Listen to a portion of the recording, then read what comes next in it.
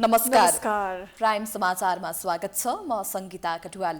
म सुषमा श्रेष्ठ। सुरु गरौँ अहिलेसम्मका प्रमुख समाचारबाट। पछिल्लो 24 घण्टामा 5,727 जनामा कोरोना संक्रमण। सक्रिय संक्रमितको संख्या 38,800 नाघ्यो। आज 33 जनाको मृत्यु। 22 जिल्लामा डरलाग्दो गरी कोरोना संक्रमण फैलिएको सरकारको ठहर। स्वास्थ्य प्रणालीले थिच्नै नसक्ने भन्दै आफै सचेत हुन आग्रह। अस्पतालहरूमा संक्रमितको बेचल्ली। सरकारको चरम लापरवाहीले कोरोना संक्रमण नियन्त्रण बाहिर पुगेको कांग्रेसको निष्कर्ष। बहुमत नपुगेकाले विश्वासको प्रस्ताव रोकिएको सभापति देउबाको स्पष्टोक्ति। लुम्बिनी प्रदेशका सांसद निष्कासन प्रकरणले जसपाको फुटको संघारमा। महन्त राजेन्द्र ओलीको पक्षमा लागेपछि उपेन्द्र बाबुराम अविश्वासको प्रस्तावको पक्षमा जाने निर्णय। चालू आर्थिक वर्षको आर्थिक वृद्धि दर 4.01% रहने सरकारको संशोधित अनुमान। कोरोनाको असरले अर्थतन्त्रमा असर पार्ने निश्चित। इजरायलमा धार्मिक पर्व मनाउने क्रममा भागदौड मचिँदा 44 जनाको मृत्यु। ठूलो विपत्ति आइपरेको प्रधानमन्त्री बेन्जामिनको प्रतिक्रिया।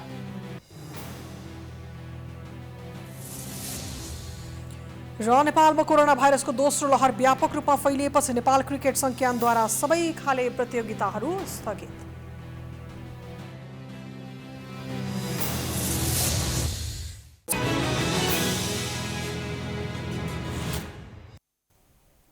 अब समाचार विस्तारमा। बितेको 24 घण्टामा 5,727 जनामा संक्रमण पुष्टि भएको छ। स्वास्थ्य तथा जनसङ्ख्या मन्त्रालयका अनुसार 15,391 जनाको पीसीआर विधिबाट परीक्षण गर्दा 5,657 जनाको रिपोर्ट पोजिटिभ आएको छ भने 525 जनाको एन्टिजेन विधिबाट परीक्षण गर्दा 70 जनाको रिपोर्ट पोजिटिभ आएको छ। यससँगै देशभर कोरोना संक्रमितको कुल संख्या 3,23,187 पुगेको छ भने निको हुनेको संख्या 2,81,095 पुगेको छ। पछिल्लो 24 घण्टामा मात्रै 928 जना निको भएका छन्। हाल देशभर सक्रिय संक्रमितको संख्या 38,813 पुगेको छ। यस्तै 24 घण्टामा 33 जनाको मृत्यु भएको छ। यो सँगै भने मृतकको कुल संख्या 3,289 पुगेको छ। पछिल्लो 24 घण्टामा काठमाडौँमा मात्रै 2,404 जनामा कोरोना भाइरस संक्रमण पुष्टि भएको छ। यस्तै ललितपुरमा 419 र भक्तपुरमा 133 जनामा संक्रमण पुष्टि भएको छ। यस्तै मोरङमा 161, पर्सामा 153, नवलपरासी पूर्वमा 36, रूपन्देहीमा 473, बाँकेमा 422 र दाङमा 252 जनामा संक्रमण पुष्टि भएको छ। यस्तै सुर्खेतमा 97 र कञ्चनपुरमा 46 जनामा संक्रमण पुष्टि भएको छ। 12 जिल्लामा 500 भन्दा बढी सक्रिय संक्रमित रहेका छन् भने 200 भन्दा बढी संक्रमित रहेको जिल्ला संख्या 10 वटा रहेको छ। हालसम्म 24,73,956 जनाको पीसीआर परीक्षण भइसकेको छ। दोस्रो लहरको कोरोना संक्रमण दर बढ्दै गइरहेको अवस्थामा सरकारले नियन्त्रणबाट हात झिक्ने संकेत दिएको छ। 22 जिल्लामा डरलाग्दो गरी कोरोना भाइरसको संक्रमण फैलिरहेको भन्दै स्वास्थ्य तथा जनसङ्ख्या मन्त्रालयले उपचारको व्यवस्था गर्न नसकिने बताएको छ। अस्पतालमा शय्या समेत उपलब्ध गराउन नसक्ने अवस्था आएको मन्त्रालयले स्पष्ट पारेसँगै अवस्था थप जटिल भएको छ। स्वास्थ्य तथा जनसङ्ख्या मन्त्रालयले विभिन्न 22 जिल्लामा डरलाग्दो गरी कोरोना भाइरसको संक्रमण फैलिरहेको जनाएको छ। मन्त्रालयले शुक्रबार विज्ञप्ति जारी गर्दै मोरङ, सुनसरी, छापा, पर्सा, बारा, धनुषा, काठमाडौँ, भक्तपुर, ललितपुर, चितवन, मकवानपुर, काभ्रे, कास्की, दाङ, बाँके, रूपन्देही, पाल्पा, बर्दिया, कपिलवस्तु, सुर्खेत, कैलाली र कञ्चनपुरमा संक्रमण दर डरलाग्दो गरी फैलिरहेको उल्लेख गरेको हो। अहिलेको अवस्थामा स्वास्थ्य प्रणालीले थेग्नै नसक्ने गरी संक्रमण बढेकोले अस्पतालमा राखेर उपचार गर्न शय्या उपलब्ध गराउन नसकिने अवस्था आइसकेको मन्त्रालयले स्पष्ट पारेको छ। यस्तो अवस्थामा स्वास्थ्य मापदण्ड पालनामा सबै पक्षलाई आग्रह गरेको छ। मास्क लगाउन, भौतिक दूरी कायम राख्न, साबुन पानीले हात धुन लगायतका विषयलाई अपिलमा प्राथमिकता दिएको छ। मन्त्रालयले देशभित्र या बाहिरको आवत जावत पनि नगर्न अपिल गरेको छ। स्वास्थ्यका प्रणालीहरू, स्वास्थ्य कर्मीहरू, त्यहाँ भएको उपकरणहरूले नपुग्ने अवस्था हुन्छ, जसको परिणामस्वरूप नियमित स्वास्थ्य सेवा र आकस्मिक कोभिडका कारणले ल्याएको जुन सेवा दिनुपर्ने हुन्छ त्यो सेवा प्रभावित हुने अवस्था हुन्छ। त्यस्तो अवस्था हाम्रा विभिन्न ठाउँहरूमा देखा परिसकेको छ। यसले अलिकति डरलाग्दो अवस्था, हामी अलिकति चिन्तित हुने अवस्थामा आइपुगेका छौँ।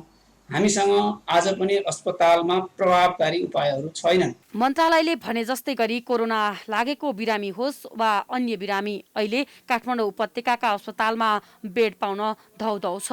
जुनसुकै अस्पतालमा फोन गरे पनि बेड खाली छैन भन्ने जवाफ आउने गरेको कोरोना संक्रमितका आफन्तको गुनासो छ। अस्पतालमा त अब सुरुमा त बेडै छैन भने, सुरुमा बेड छैन भने पछि चाहिँ नि अनिखेरि त त्यहाँ मिलाएर चाहिँ नि अनि बेड दिए, भर्ना पनि गरे। यहाँ त्यहाँबाट आइसियुमा उनीहरूले नै व्यवस्था गरिदियो। अनि औषधि उपचार चाहिँ अब कोही चाहिँ नि अलि अब जुन निःशुल्क पाउनुपर्ने औषधि थियो त्यो चाहिँ हामीले पैसा पनि तिरेर लिएर आयौँ। त्यो अब निःशुल्क छैन भने अनि हामीले त जसरी पनि औषधि गर्न छ। अझ कुनै बिरामी गम्भीर अवस्थामा पुग्यो र उसलाई आइसियु वा भेन्टिलेटरको आवश्यकता पर्ने अवस्था आयो भने त्यो पाउन मुस्किल मात्र होइन, असम्भव जस्तै छ। किनभने कोरोनाका बिरामी बढ्दै जाँदा उपत्यकाका सरकारी तथा निजी अस्पतालहरूमा रहेका आइसियु र भेन्टिलेटर खाली छैन। अहिले मैले तपाईँलाई भनिहालेँ, 2 जना बिरामी चाहिँ सङ्क्रमित बिरामी इमर्जेन्सीमा वेटिङमा हुनुहुन्छ भन्ने बित्तिकै अब हाम्रो के छ भने अब डिस्चार्ज हुने क्रम अहिले राउन्ड चलिरहेछ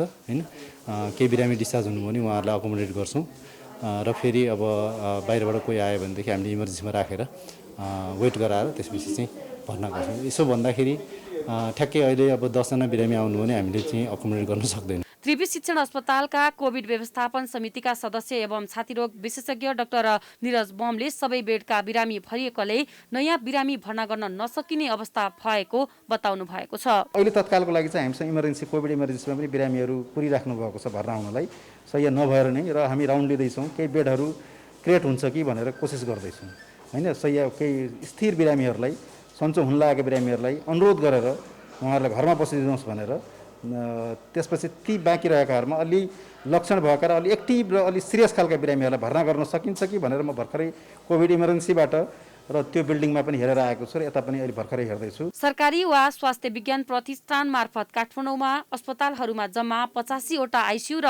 58 वटा भेन्टिलेटर सहितको बेड कोभिड बिरामीका लागि छुट्याइएको छ। उपत्यकाका अस्पतालमध्ये वीर अस्पतालमा 92 वटा जनरल बेड, 10 वटा आइसियु र 5 वटा भेन्टिलेटर भएको बेड कोभिड बिरामीका लागि छुट्याइएको छ भने त्रिवी शिक्षण अस्पतालमा 60 वटा जनरल बेड, 11 वटा आइसियु र 11 वटा भेन्टिलेटर सहितको बेड कोभिड बिरामीका लागि छुट्याइएको छ। तर यी सरकारी स्वामित्व रहेका अस्पतालहरूमा संक्रमितले बेड पाउने सम्भावना नै छैन।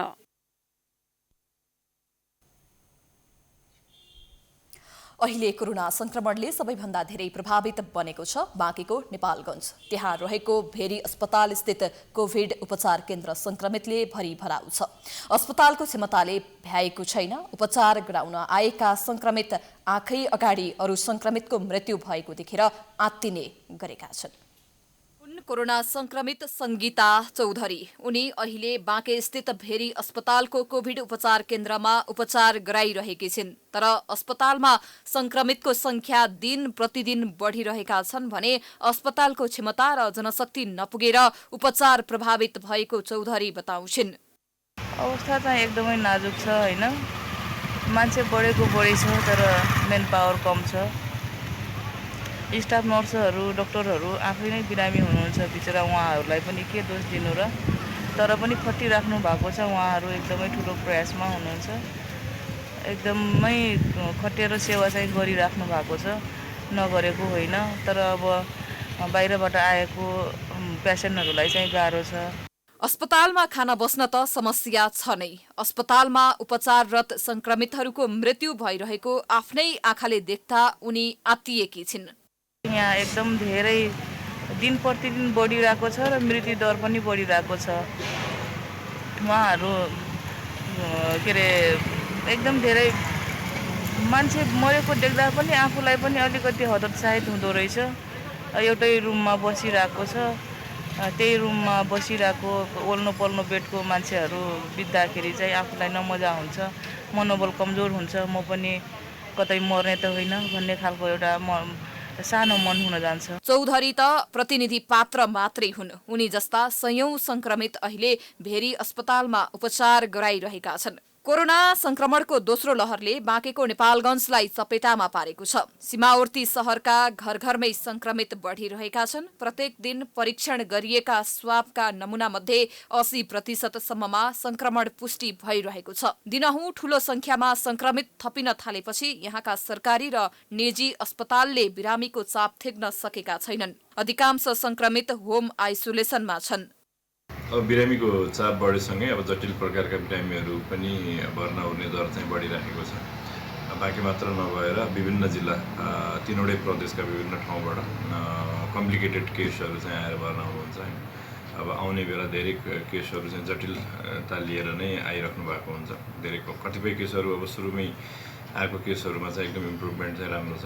अब एउटा रेफरल युनिट भएको कारणले कम्प्लिकेटेड अन्तिम अवस्थाका केसहरू धेरै आउने भएको कारणले हामी कहाँ मृत्युदर अलिकति बढी देखिएको हो।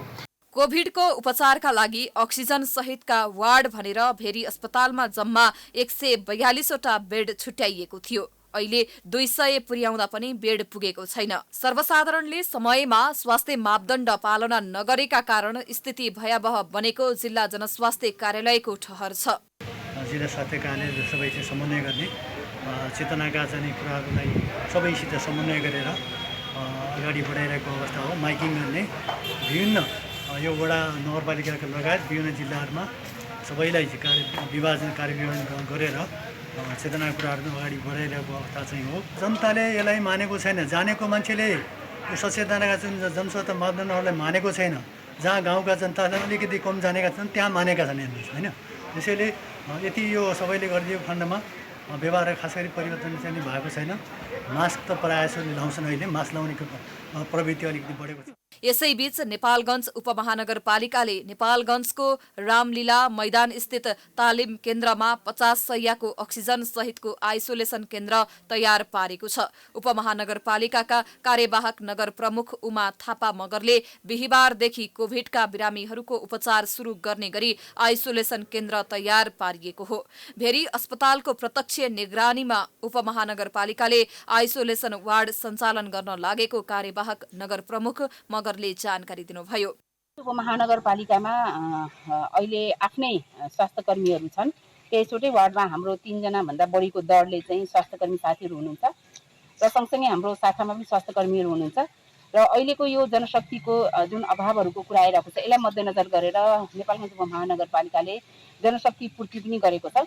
र यो सञ्चालन आउनुभन्दा अगाडि नै हामीले उहाँहरूको चाहिँ वार्डहरू खोलेर 40 जना जति चाहिँ अहिले हामीसँग हामीलाई निवेदन दिनुभएको छ र त्यसमध्ये नै हाम्रो बजेटले जति भ्याउँछ हामी त्यति स्वास्थ्यकर्मीहरूलाई नियुक्ति गरेर यो आइसोलेसनहरूमा हामी पठाउँछौँ। त्यस्तै नेपालगञ्ज उपमहानगरपालिकाका वडा नम्बर 4 को कार्यालयले आफ्नै वडामा निर्माण गर्न सुरु गरेको आइसोलेसन कक्षको काम पनि अन्तिम चरणमा पुगेको छ। वडा अध्यक्ष मोहम्मद सफिक बेहेनाले अक्सिजन सहितको 10 बेडको कोभिड आइसोलेसन आइतबारदेखि सञ्चालनमा आउने जानकारी दिनुभयो। र यो व्यवस्थापन गर्नको लागि अहिले यो हाम्रो वडा नम्बर 4 को जुन हामीसँग बजेट थियो विकासको बजेट त्यो कटौती गरेर अहिलेसम्म मैले यसमा वडाकै नै बजेटदेखि यो सञ्चालन गर्न थालेछु। तर एकदम गाह्रो छ, एकदम समस्या देखिरहेको छु। अब आउने टाइममा मैले त एउटा यो प्लेटफर्म खोलिदिने हो, त्यसपछि यो महानगरपालिकालाई नै ह्यान्डओभर गर्ने हो र यसमा राजको पनि एकदम ध्यान नगएपछि यो हाम्रो जुन यो आइसोलेसन बेड जुन छ यो एकदम समस्या आउँछ हामीलाई गर्नको लागि। किनकि धेरै नै यसमा फाइनेन्सियलको जरुरत हुन्छ, पैसा आर्थिकको अभाव छ हामीसँग, आर्थिक हामीसँग छैन र अब कुनै जनसमुदायसँग मैले पैसा अहिलेसम्म लिएको छैन। उपमहानगरपालिकाले आइसोलेसन वार्ड सञ्चालन गरेपछि भेरी अस्पतालमा बिरामीको चाप कम हुनेछ। नेपालगञ्ज उपमहानगरपालिकाले सामान्य बिरामीका लागि व्हाइट हाउसमा समेत आइसोलेसन वार्ड सञ्चालन गरिरहेको छ। उपमहानगरपालिकाले कोरोना परीक्षणका लागि स्वाब संकलन कार्य समेत सुरु गरेको छ। बाँकेबाट रविन्द्र घिमिरेको रिपोर्ट। नेपाली कांग्रेसले कोरोना संक्रमण नियन्त्रण बाहिर जानुको पछाडि सरकार नै दोषी रहेको ठहर गरेको छ। सभापति शेरबहादुर देउवाले आज पत्रकार सम्मेलन गर्दै प्रधानमन्त्री केपी शर्मा ओली कोरोना नियन्त्रण गर्न गम्भीर नबनेको जिकिर गर्नुभएको हो। सरकारले विगतको गल्तीहरूबाट पनि नसिकेको र सरकारवालाले दिएको सल्लाह र सुझावलाई पनि बेवास्ता गरेको कांग्रेसको आरोप छ। प्रतिपक्ष नेपाली काङ्ग्रेसले सरकारको चरम लापरवाहीले कोरोना संक्रमण डरलाग्दो अवस्थामा पुगेको आरोप लगाएको छ। कोरोना संक्रमणका विषयमा काङ्ग्रेस सभापति शेरबहादुर देउवाले आफ्नै निवास बुढान मिलकण्ठमा पत्रकार सम्मेलन गर्दै सरकारको असंवेदनशीलता र लापरवाहीका कारण उच्च दरमा संक्रमण फैलिएको आरोप लगाउनु भएको हो। यस्तो परिस्थिति आउनुमा सरकारको चरम लापरवाही, असंवेदनशीलता र अकर्मण्यता जिम्मेवारी रहेको भन्दै उहाँले सरकारले विगतका गल्तीबाट पाठ सिक्न नसकेको बताउनुभयो। उहाँले काङ्ग्रेस लगायत सरकारवाला दिएको सल्लाहलाई सरकारले आत्मसात गर्न नसकेको तर्क गर्नुभयो। संक्रमितको उपचार गर्न देशको स्वास्थ्य संरचना ढाल्नै नसक्ने अवस्था छ। बढ्दो संक्रमण सँगै आइसियु बेड, भेन्टिलेटर, अक्सिजनको तत्काल अभाव देखिन थालेको छ। यस्तो स्थिति आउनुमा सरकारको चरम लापरवाही, असंवेदनशीलता, अकर्मण्यता पनि जिम्मेदार छ। देउवाले प्रधानमन्त्री ओली अधुर काममा पनि भेडभाड जम्मा गरेर उद्घाटन गर्दै तडक भडकमा मग्न भएको आरोप पनि लगाउनुभयो। त्यस्तै उहाँले सरकारलाई तत्काल संक्रमितको उपचारको लागि आइसियु बेड, आवश्यक औषधि उपचार उपलब्ध गराउन माग गर्नुभयो। उपत्यकामा निषेधाज्ञा गरेपछि कोभिड परीक्षण नगरी उपत्यका छाड्ने समय दिएर लाखौं मानिसहरू कम संक्रमित जिल्लामा पुगेको उहाँको भनाइ छ। यसका कारण कम संक्रमण भएको जिल्लामा व्यापक हुने खतरा बढेको उहाँले बताउनुभयो। सरकारले काठमाडौँ उपत्यका लगायतका ठाउँहरूमा 15 दिने लकडाउन लगाउने निर्णय गरेपछि कोभिड-19 को परीक्षण नगरी उपत्यका छोड्न सरकारले दिएको उपत्यका छोड्ने समय दिएर लाखौं मानिसहरूलाई लकडाउन नभएका कम संक्रमित जिल्लामा पुगेका छन्। यस्तो निर्णयले संक्रमण कम भएका ठाउँहरूमा समेत व्यापक संक्रमण बढ्ने खतरा बढेको छ। त्यसैगरी कन्ट्याक्ट ट्रेसिङ र पीसीआर परीक्षणको दायरा बढाउन पनि देउवाले सुझाव दिनुभएको छ। त्यस्तै कोरोना संक्रमितको उपचारमा खटिएका स्वास्थ्य कर्मीलाई भत्ताको व्यवस्था गर्न पनि देउवाले माग गर्नुभएको छ। पत्रकार सम्मेलनमा सञ्चारकर्मीले सोधेको प्रश्नमा देउवाले वैकल्पिक सरकार निर्माणका लागि तत्काल परिस्थिति नबनेको बताउनुभयो। उहाँले आफूहरूसँग पर्याप्त संख्या नपुगेकोले सरकार र अविश्वासको प्रस्तावको विषय थाती रहेको उल्लेख गर्नुभयो। देउवाले एमसीसी संसदबाट पारित हुनुपर्ने बताउनुभयो। तर यो विषयमा बाहिर आए जस्तो माओवादी अध्यक्ष प्रचण्डसँग आफ्नो कुनै सहमति नभएको तर्क गर्नुभयो। त्यत्रो ठुलो यो ग्रान्ट हो, यो बिहा स्याहार पनि छैन, तिर्नुपर्ने पनि छैन, यो केवल चाहिँ ग्रान्ट हो, यो सिधै दिएको हो यो नेपाललाई। त्यत्रो ठुलोमा चाहिने त्यो चाहिँ सहयोग गरेको छ। अनेक किसिमको भ्रम फैलाएको छ, अनेक किसिमको झुटा प्रचार चलेको छ। अमेरिकन सेना आउँछ भने काहीँ के आउँछ भने अमेरिकन सेना आउँदा मैले आफैले पनि कसरी दिन्छ नेपालले। उहाँले पार्टीभित्रको क्रियाशील सदस्यता लगायतका विषयलाई छिटो टुङ्ग्याउने बताउनु भएको छ। काङ्ग्रेसको 14औं महाधिवेशन आगामी भदौमा गर्ने भनिए पनि आवश्यक तयारी र कामहरू तीव्र गतिमा हुन सकेको छैन। समाचारको सिलसिला जारी छ, हामी विश्राम पछि आउँछौं।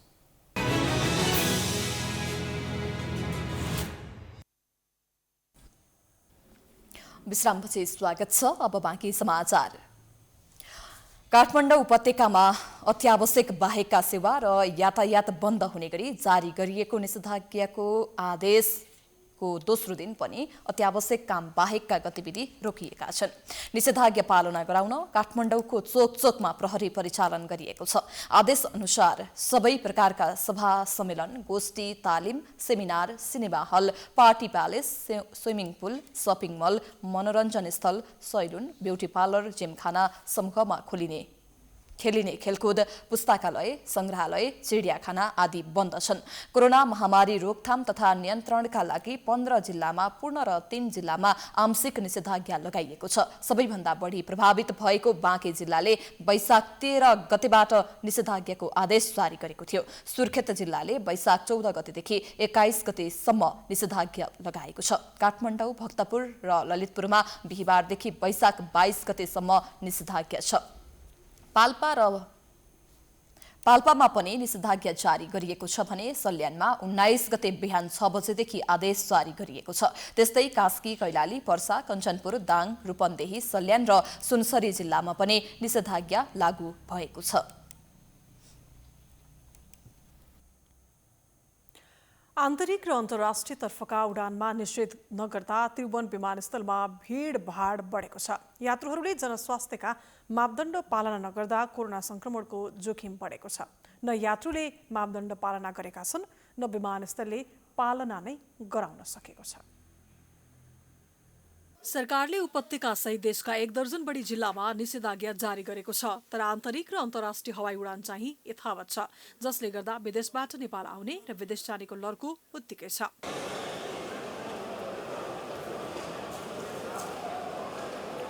विदेश जानेमा नेपाली मात्र नभएर कोरोना संक्रमणको उच्च जोखिममा रहेको छिमेकी देश भारतबाट नेपाल हुँदै तेस्रो मुलुक जाने धेरै छन्। हम इंडिया से, मेरा नाम मोहम्मद इस्माइल है। अभी सऊदी जाने के चाहिए हमको। अभी 15 दिन हो गया, अब कोरोना टेस्ट सब हो गया, नेगेटिव है। लेकिन पहले इधर एक प्रॉब्लम था, सऊदी का डायरेक्ट नहीं जा सकता है। इधर आपका नेपाली गवर्नमेंट बोला, इंडिया का मना किया PCR टेस्ट। अभी थैंक्स फॉर गॉड अभी पूरा प्रॉब्लम हो गया। आज हमको सलाम एयर को 340 को इंशाल्लाह हम सऊदी को जाएगा। संक्रमण रोक्न सरकारले जनस्वास्थ्य मापदण्ड पालना गर्न आग्रह गरेको छ, तर विमानस्थल जस्तो ठाउँमा पनि जनस्वास्थ्यका मापदण्ड पालना गरिएको छैन। सरकार र सरकारवाला पक्षले व्यवस्थापन गर्नै सकेको छैन। सर्वसाधारणले विभिन्न बहानामा स्वास्थ्य मापदण्ड पालना गरेका छैनन्। बाटोमा धेरै समस्या छ। अब के अरे सवारी साधनमा आउनलाई अब ट्याक्सी पाउँदैन। अब आउनु पनि अब ट्याक्सी पाइहाले पनि महँगो भन्छ। अब माग छ, अब मन लाग्दैछ। अब हामीलाई अब लाए पनि हामीले लाए नि सकेको छैन, नलाए नि सकेको छैन। हामीले लाए नि अरूले ला हुँदैन, अरूले लाए बेला अब के भन्ने, अब के भन्यो भनेदेखि झगडा गर्न आउँछन्। अब सुरक्षाकर्मीहरूको नि व्यापक दुर्व्यवहार त्यस्तै खालको छ। अहिले म चाहिँ दुबईबाट आएको होइन, अब अहिले चाहिँ अब झापा गइरहेछ होइन। त्यो त अब कसरी भयो के भन्नु यसलाई। अब मास्क लगाइएको छ, सेनिटाइजर बोकिएको छ होइन। आफ्नो स्वास्थ्यको केयर चाहिँ आफै गर्नुपर्छ, तर पनि अब त्यही हो, सामाजिक दूरी भनेको आफूले गर्नुपर्छ। विमानस्थलभित्र स्वास्थ्य मापदण्ड उल्लङ्घन गरेको देख्दा सर्वसाधारण आफैले आफ्नो स्वास्थ्यमाथि खेलवाड गरिरहेका छन्। यता विमानस्थल प्रशासनले पनि मापदण्ड पालना गर्न गरेको आग्रहलाई यात्रुहरूले नमानेको गुनासो गरेको छ। अब एयरपोर्ट हो, एयरपोर्टमा यात्रुहरू आवत जावत गर्छन् होइन। अब क्यु त भइहाल्छ। त्यति हुँदा पनि हामीले पनि के भनेका छौँ भने सूचनाहरू निकालेका छौँ। तपाईहरु फिजिकल डिस्टेन्स मेन्टेन गरिदिनुस्, एयरपोर्टमा अनावश्यक काम बाहेक नछिर्दिनुस्, मास्क लगाएर मात्र चाहिँ इन्ट्री गरिदिनुस्। लट्ठी लगाएर सामाजिक दूरी कायम गर्ने हो कि हामीले लट्ठी लगाउनु पर्ने हो र होइन नि त, होइन। हामीले त्यत्रो सूचना दिएका छौँ। तपाईँ हामीले सबै कुराहरू यो चाहिँ फिजिकल डिस्टेन्स मेन्टेन गर्नुपर्छ भन्ने कुराहरू छ होइन, मेन्टेन गरिदिनुस् भनेर हाम्रो स्टाफहरूले भनिरहनु भएको छ। पछिल्लो समय नेपालमा कोरोना संक्रमण तीव्र गतिमा फैलिरहेको छ। जोखिम धेरै भएका जिल्लामा निषेधाज्ञा जारी गरिएको छ, तर हवाई उडान यथावत राखिएको छ। शुक्रबार मात्रै विभिन्न मुलुकबाट 21 वटा जहाज त्रिभुवन अन्तर्राष्ट्रिय विमानस्थलमा अवतरण गरेको छ भने यहाँबाट 20 वटा उडान भएको छ। त्यसैगरी आन्तरिकतर्फ 77 वटा उडान भएको छ। प्राइम टाइम्स टेलिभिजनका लागि क्यामेरामा मिलन मगरका साथमा प्रकाश बमको रिपोर्ट। यति बेला मुलुक कोरोना भाइरसको चपेटामा छ, तर सरकार भने जिम्मेवार बन्न सकेको छैन। प्रमुख दलहरू नेपाली कांग्रेस, नेकपा माओवादी केन्द्र र जसपा पनि सरकार गिराउने खेल खेलिरहेका छन्।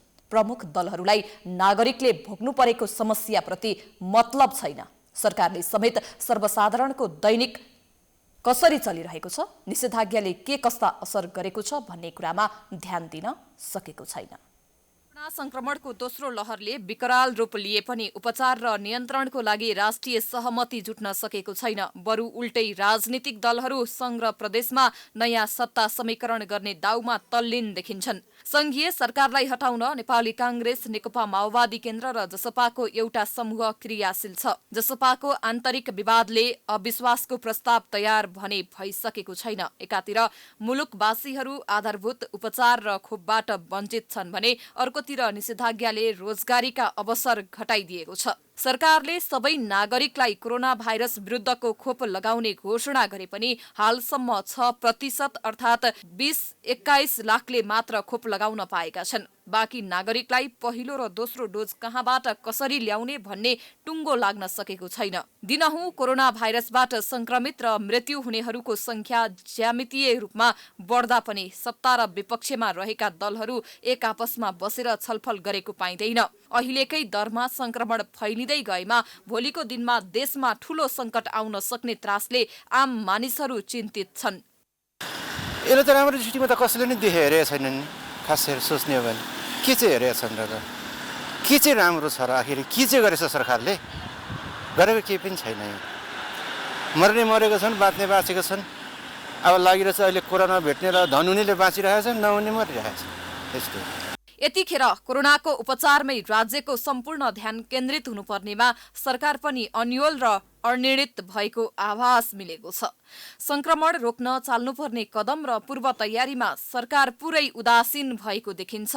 मानिसको जीवन रक्षा नै राज्यको मुख्य दायित्व र कर्तव्य हुनुपर्नेमा सरकार त्यसतर्फ गम्भीर नभएको सबैले अनुभव गरेका छन्। पोलिटिक्स भन्ने कुरामा यदि विश्वास गर्नु भएन होइन, सबले आफ्नो मतलबको लागि मात्रै पोलिटिक्स गर्छ। जनताको लागि लड्ने यहाँ नेता पनि छैन, कोही पनि छैन। सबले एकदमै यस्तो महामारीमा नि अब उनीहरूले आफ्नो पोलिटिक्सको लागि आफ्नो मतलबको लागि उनीहरूले कार्य गरिरहेछ। दिनेलाई पास दिनेलाई दिइरहेछ। हेर्नु त यहाँ गाडी चलिरहेछ, पास कति त्यतिकै बाँडिरहेछ पासहरू। र यो विषयमा बरु कुरा गरौँ भन्दा चाहिँ नगरेको राम्रो। गत वर्ष कोरोनाको पहिलो लहर फैलिँदा जसरी क्वारेन्टाइन, आइसोलेसन र होम क्वारेन्टाइनको प्रबन्ध गरिएको थियो, दोस्रो लहरमा त्यस्तो तयारी गरेको पाइँदैन। कोरोनाको यो दोस्रो लहर पहिलो भन्दा झन कडा र घातक भएकाले राज्यका जिम्मेवार पक्षहरू झन सशक्त हुनुपर्ने थियो। राष्ट्रिय संकटको यस घडीमा सबै राजनीतिक दलहरूले आपसी मतभेद र सत्ताको समीकरण गर्ने खेललाई थाती राखी जनताको जीवन रक्षा गर्न जुट्नुपर्ने देखिन्छ। जनता रहे नै देश रहने र देश रहे नै सत्ताको राजनीति गर्न पाइने तथ्यलाई स्वीकार गरी आम जनताको पक्षमा मिलेर काम गर्ने बेला यही हो। त्यसैले संघ र प्रदेशमा हाल देखिएको सत्तामा टिक्ने र जसरी पनि सत्ताबाज हटाउने लुछाचुडीलाई मुख्य विषय नबनाई कोरोनाकै उपचार र नियन्त्रणमा ध्यान केन्द्रित गर्नु आजको अपरिहार्यता हो।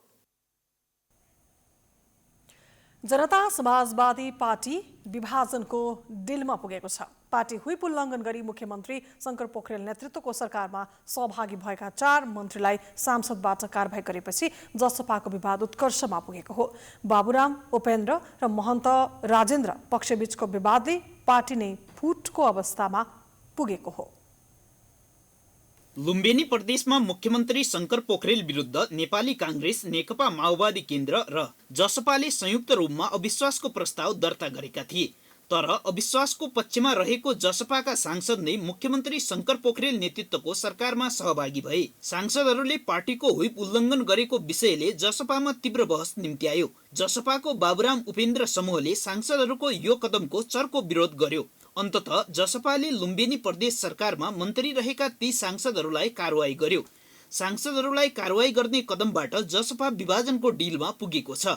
लुम्बिनी प्रदेशका 4 प्रदेश सभा सदस्यलाई निष्कासन गर्ने पार्टीको निर्णय विरुद्ध जनता समाजवादी पार्टीका अध्यक्ष महन्त ठाकुर निर्वाचन आयोग जानुभएको छ। जसपा अध्यक्ष ठाकुरले शुक्रबार निर्वाचन आयोगको कार्यालयमा ध्यानाकर्षण पत्र दर्ता गर्दै लुम्बिनी प्रदेश सभाको सचिवालयमा दर्ता भएको पार्टीको केन्द्रीय कार्यकारिणी समिति निर्णय भनिएको पत्र अवैध र गैरकानुनी भएको दावी गर्नुभएको छ। यस सम्बन्धमा जनता जान्न चाहन्छन् कार्यक्रममा कुरा गर्दै ठाकुरले उपेन्द्र यादव र डाक्टर बाबुराम भट्टराई पक्षले मनपरी गरेको आरोप लगाउनुभयो। त्यो त कानुनी कारवाही भइरहेको छ। कानुनी सर्वोच्च जानुहुन्छ त्यसो भए कानुनलाई सुरु पार्टीभित्र हो तर त्यो तयारी भइरहेको छ। उपेन्द्र यादवले यो निर्णय गलत गर्नुभयो भने तपाईँको भनाइ हो? लुम्बिनी प्रदेशको जसरी 4 जना मन्त्रीलाई कारवाही गर्नु बैठकै भएको छैन। कार्य समितिको हटाउन चाहनुहुन्छ भने त्यो आउनुपर्छ, प्रयास गर्नुपर्छ। त्यसको लागि यस्तो झमेला किन? संसदीय दलमा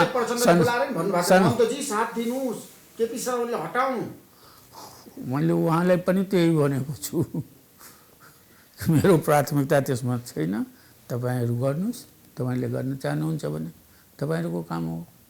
मेरो त म आफ्नो मुद्दासँग जोडेको छु। यता बाबुराम उपेन्द्र पक्षले पार्टीको निर्णय विपरीत अविश्वासको प्रस्तावबाट पछि हटेर मन्त्री बन्न जाने सांसदहरूलाई कारवाही गर्नुको विकल्प नभएको बताएको छ। यही विषयमा दुई पक्षबीच मतभेद चुलिएकाले अब पार्टी फुट्ने अनुमान धेरैले गरेका छन्। तर बाबुराम उपेन्द्र पक्षका नेता नवराज सुवेदीले भने विवाद बढे पनि पार्टीलाई विभाजनको अवस्थामा लैजान नहुनेमा जोड दिनुभएको छ। लुम्बिनी प्रदेशमा जे काम भयो नि साथीहरूबाट त्यो असाध्यै चाहिँ नैतिक रूपले स्खलित काम हो। बिहान साथीहरूले अविश्वासको प्रस्ताव दर्ता गर्ने विषयमा सही गर्नुभयो। अब 3 घण्टा पछाडि फेरि त्यही शङ्कर पोखरेलजीको नेतृत्वको मन्त्री परिषदमा उहाँहरू सामेल हुनुभयो। वास्तवमा त्योभन्दा एउटा दुर्भाग्य केही पनि थिएन हाम्रो पार्टीको लागि। त्यसो गर्नु हुँदैन थियो।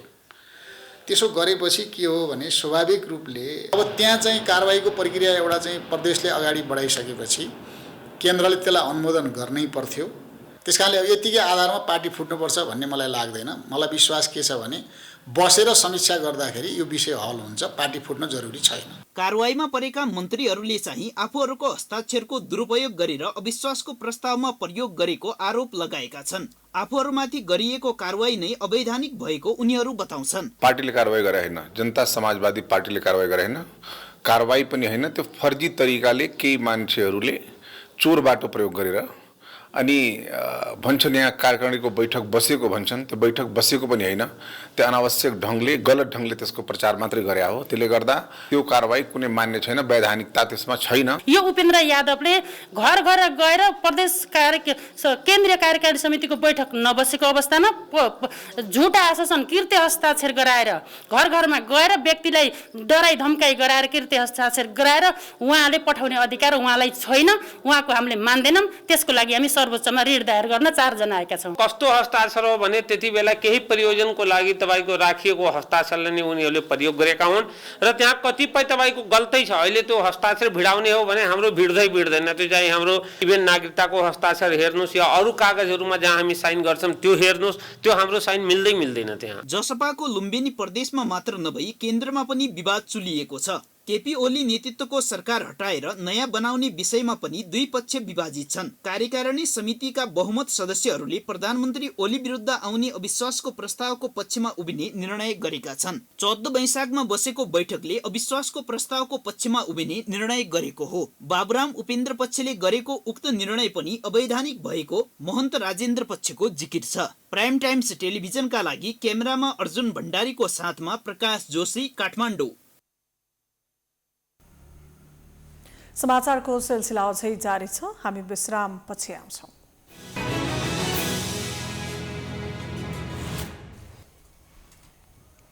विश्रामपछि पुनः स्वागत छ। अब आर्थिक समाचार।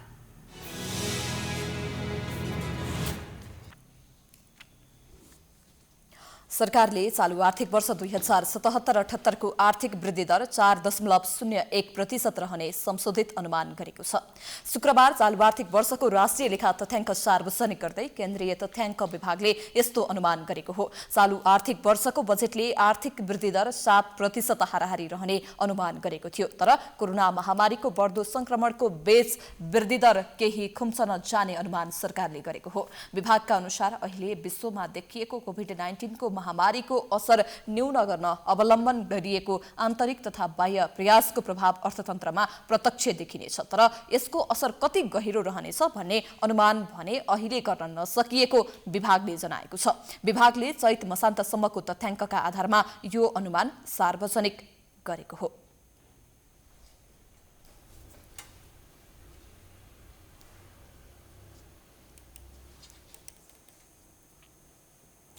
काठमाडौँ उपत्यकामा बिहिबारदेखि सुरु भएको निषेध आज्ञाको प्रभाव तरकारी तथा फलफूलको बजारमा पनि देखिएको छ। निषेधाज्ञाका कारण तरकारी तथा फलफूल बजार सुनसान देखिँदा उपभोक्तामा भने अभाव र महँगीको चिन्ता बढेको छ। अहिले कोरोना भाइरसबाट आक्रान्त भइरहेको छ। नेपाल पनि यसबाट अछुत रहन सकेको छैन। नेपालमा पनि कोरोना भाइरसको दोस्रो लहर चलिरहेको बेलामा सरकारले वैशाख 16 गतेबाट उपत्यकामा निषेधाज्ञा जारी गरेको छ र आज निषेधाज्ञाको दोस्रो दिन आज हामी बल्फु तरकारी बजारमा रहेका छौँ। यहाँको अवस्थाको कुरा गर्ने हो भने धेरैजनाले चिउडोमा मास्क लगाएर केही किन्दै हुनुहुन्छ भने कतिजनाले चाहिँ मास्क नलाइकन तरकारीहरू बेचिराख्नु भएको छ र धेरैजनाले मास्क नलागेको कारणले गर्दाखेरि संक्रमण उच्च दरमा बढ्ने सम्भावना देखिन्छ। निषेधाज्ञाको दोस्रो दिनमा उपभोक्ताहरूलाई कसरी प्रभाव पारेको छ र समस्याहरू के छन् भन्ने विषयमा म उपभोक्ताहरूसँगै कुराकानी गर्न चाहन्छु। सरकारले कोरोनाको सङ्क्रमण धेरै बढेको कारणले गर्दाखेरि निषेधाज्ञा जारी गरेको छ, यो कतिको ठिक कतिको बेठिक लाग्छ? सङ्क्रमितको कारणले त ठिकै हो, तर मान्छेलाई अब गरी खाने गर्ने हिसाबले चाहिँ अलिक गाह्रो नै छ। गरी अब साधारण डेली कमाइ खानेहरूलाई त गाह्रो छ, तर सङ्क्रमितको हिसाबले चाहिँ ठिकै हो। आफ्नो सुरक्षाको हिसाबले राम्रोसँग मास्क लगाएर हिँड्दा राम्रो हो होइन। अब चुँडोमा लाउने चिज त होइन, नाक र मुख त राम्रोसँग छोप्नै पर्यो। अब आफ्नो सेफ्टी गरेर हिँड्नु पर्यो। निषेधाज्ञा नगर्ने भनेदेखि अब जनता मर्ने होइन, गर्दाखेरि केही न केही त प्रभाव त देखिरहेकै छ। मास्क यसरी लगाउनुहोस्, यसो गर्नुहोस् भनेर जति सिकाउँदा पनि उहाँहरू मान्नुहुन्न। यहाँ कुनै त्यस्तो जति सम्झाए पनि यहाँ सम्झिनेवाला पनि छैन होइन, अब मान्नु पनि हुन्न। अब के भन्नु, प्रभाव त पारिहाल्छ यतिकै होइन। हाम्रो किन किसानको तरकारी हुन्छ नबेची हुँदैन, सिजन हाम्रो चलेछ, यहाँको लोकल हाम्रो स्थानीय सिजन चले हामीले जसरी पनि बेच्नैपर्छ, किनकि किसानलाई पनि बचाउनुपर्छ, हामी पनि बच्नुपर्छ, राज्यले पनि सहयोग पर्ने हुन्छ। त्यसले गर्दाखेरि प्रभाव त परे तर हाम्रो तरकारी रेट गरेर ल्याइसकेपछि एउटा राज्यले जुन चाहिँ दृष्टिले हामीले सेल्स गर्नुपर्छ बेच्नुपर्छ भन्ने जुन चाहिँ एउटा मापदण्ड नियम बनाएको छ, तर पनि हामीले चाहिँ अलि चाहिँ जुन चाहिँ हाम्रो प्रशासनका निकायका सर हुनुहुन्छ उहाँले अलिकति अप्ठ्यारो पारिरहेछ भने जस्तै अब बेच्न पाइरहेनौँ। अब 6 देखि 10 के अरे बिहान 1 बजीदेखि हामी द्वार खोल्छौँ 6-7 बजीसम्म, 10 बजीसम्म जुन चाहिँ एउटा मापदण्ड छ त्यसलाई छुट्याइदिनु भएको छ सरहरूले। दर्शकवृन्द, अहिले हामी बल्खु तरकारी बजारमा रहेका छौँ र यहाँको अवस्था बारेमा पनि जानकारी गराइरहेका छौँ र अहिले मसँग कुराकानी गर्नका लागि हुनुहुन्छ बल्खु तरकारी बजारका सञ्चालक मोहन कुमार बस्नेत। म उहाँसँगै कुराकानी गर्न चाहन्छु। हामी त्यसरी नेपाली जनतालाई अनुशासित गराउनको लागि ती कुराहरू चाहिँ हामीले चाहिँ राज्यले नसकेकै मैले पाइरहेको छु। त्यसैले हामीले यहाँ के गर्छ, हामी बिहान माइकिङ दिनमा 4-5 पटक माइकिङ गर्छौँ। सबै जनतालाई मास्क लाउनुपर्छ भन्ने त थाहा छ नि त अब, किनभने हामीले 1 वर्ष चाहिँ हिजोको सुरुको स्टेजमा हो भने थाहा थिएन मान्छेले, तर अब 1 वर्ष भइसक्यो मास्क नलाइ हुँदैन, ग्लोभ नलगाए हुँदैन, तिमीले कुनै सामान समात्यो भने सेनिटाइजर युज गर भनेको छौ, पैसा नलिऊ भनेर हामीले सबै यहाँ QR कोड युज गरेका छौँ। QR कोडबाट मात्र तिमी पैसा लिऊ न पैसाले भन्यो, तर हाम्रो मान्छेहरूलाई सहज छिटो चाहिएको छ। कोरोनाको दोस्रो लहर नेपालमा पनि फैलिरहेको कारणले गर्दा सरकारले तोकेको मापदण्डलाई पालना गरौँ, आफू पनि बचौँ र अरूलाई पनि बचाउँ। प्राइम टाइम्स टेलिभिजनका लागि क्यामेरामा राधिका श्रेष्ठको साथमा मनिषा भण्डारी, काठमाडौँ। अब अन्तर्राष्ट्रिय समाचार।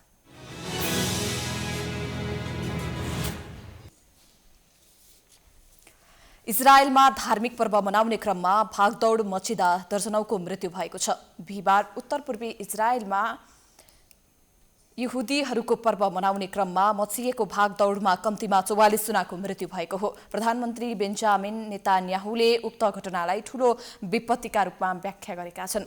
माउन्ट मेरोनको फेदीमा लागबोमर पर्व मनाउन हजारौंको संख्यामा मानिस उपस्थित भएको बताइएको छ। कोरोना महामारी सुरु भए यता ठूलो संख्यामा मानिसहरू पर्व मनाउन भेला भएका थिए। घटनाको प्रारम्भिक विवरण अनुसार मानिसहरू भेला भएको स्थानमा एउटा भौतिक संरचना भत्किएको थियो, तर अधिकारीले त्यति बेला भागदौड नमचिएको दावी गरेका छन्। केही मानिस सिडीमा लड्न थालेपछि भागदौड मचिन थालेको हो। यस्तै भागदौडमा घाइते भएका 38 जनाको अवस्था गम्भीर रहेको बताइएको छ। अब खेलकुद समाचार।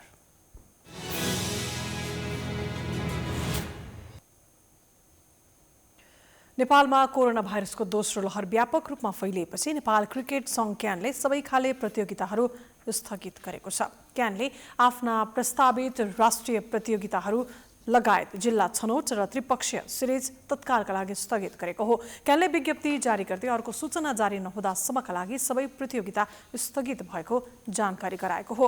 क्यानले नेपालमा नामिबिया र तान्जानियालाई बोलाएर 1 दिवसीय र T20 सिरिज खेल्ने योजना पनि बनाएको थियो, जसमा पहिलो नामिबियासँग 1 दिवसीय सिरिज खेल्ने तयारी गरेको थियो।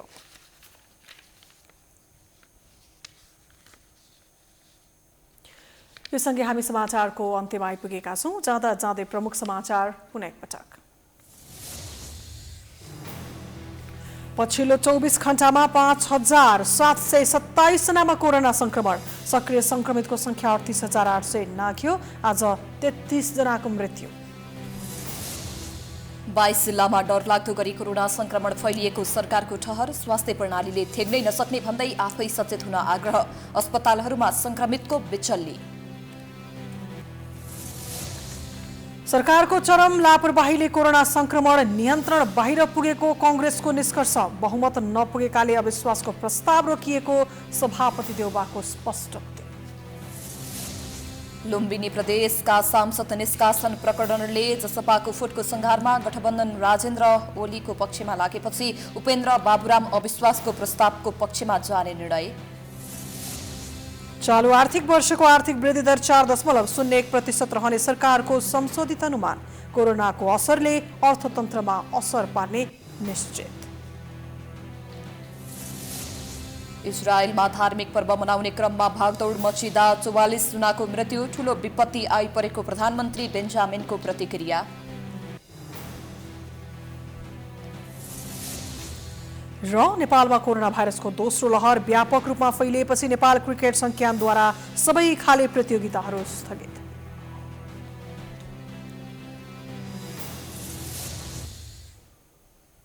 समाचार अहिलेलाई सकियो।